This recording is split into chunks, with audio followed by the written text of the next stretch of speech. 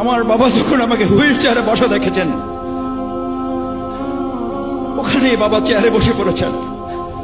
বলছে আমার 35 বছরের সন্তান, তাকে হুইল চেয়ারে বসে রাখা হয়েছে, আমি বৃদ্ধ বাবা দাঁড়িয়ে থাকি কি করে। এখানে বলে যখন চেয়ারে বসে গেছেন, আমি চেহারার দিকে তাকিয়ে দেখেছি আমার বাবা কতটা অসুস্থ হয়ে পড়েছেন। সেই অসুস্থতা থেকে বাবা মৃত্যুর করে ধাবিত হয়েছেন, আল্লাহ তাআলা তাকে নিয়ে গেছেন, আফসোস নেই। কিন্তু আমাকে যারা হুইল চেয়ারে বসিয়েছেন, আমার বাবা সেই দৃশ্য দেখার পর পুলিশের লোকেরা যখন সান্ত্বনা দিয়ে মাথায় হাত দিয়েছে, খালু যান একটু ধৈর্য ধরেন, আমার বাবা দ্ব্যর্থহীন কণ্ঠে চেয়ারে বসা থেকে আবার দাঁড়িয়েছেন। পুলিশের লোকেরা ভালো করে কান খুলে শোনো, আমার 4 ছেলেকে আল্লাহর দ্বীনের জন্য, ইসলামের জন্য বহু আগে তাদেরকে আমি আল্লাহর দ্বীনের মুজাহিদ হিসাবে দিয়ে দিয়েছি।